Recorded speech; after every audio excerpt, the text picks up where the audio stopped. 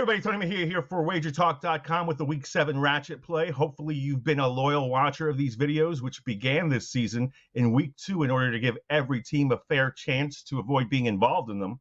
If so, you've been collecting since we're 4-1 delivering winners on these duds. For the uninitiated, this feature highlights the worst game on the schedule and looks to cash in despite the participants.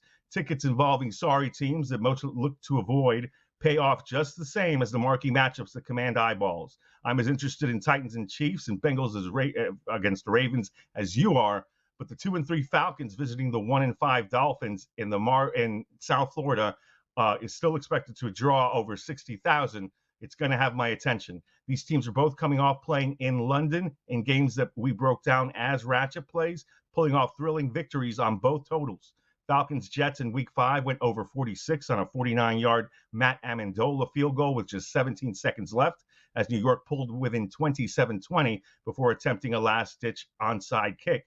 Last week's winner stayed under 47 in part because Jaguars kicker Matthew Wright crushed a 53-yard field goal to help prevent any funny business in overtime in a 23-20 result.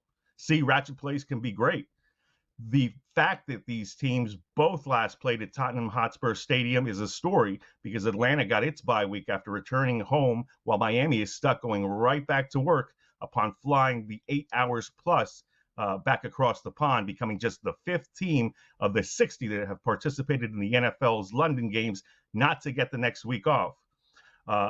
With every team in both the AFC North and the AFC West at 500, or better entering Thursday's Broncos-Browns game, making the playoffs for the first time since 2016 doesn't appear to be in the cards for Miami, which could spell trouble for head coach Brian Flores. Tua Tagovailoa did return last week after being injured in Week 2 and missing the next 3 games, and he threw for 329 yards, looking sharp before throwing a shockingly bad interception that reminded everybody that he's still painfully young.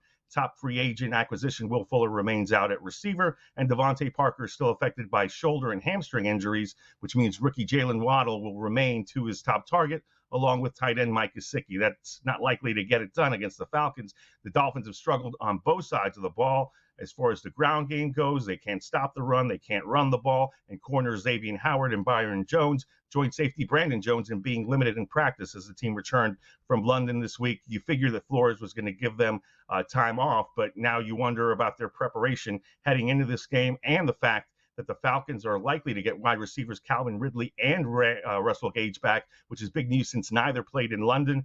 Running back Mike Davis and Swiss Army knife Cordero Patterson are both in the mix, so Matt Ryan will have a full complement of weapons, and only Dante Fowler is a question mark on defense. We're looking for Atlanta to make the short trip down to Miami and handle business on the road, coming back at 3-3, which means we probably won't see them in this Ratchet spot for the foreseeable future. Lay the 2.5 points or ride the money line to eliminate a few key numbers, but either way, back the Falcons on Sunday. For Wager Talk, I'm Tony Mejia.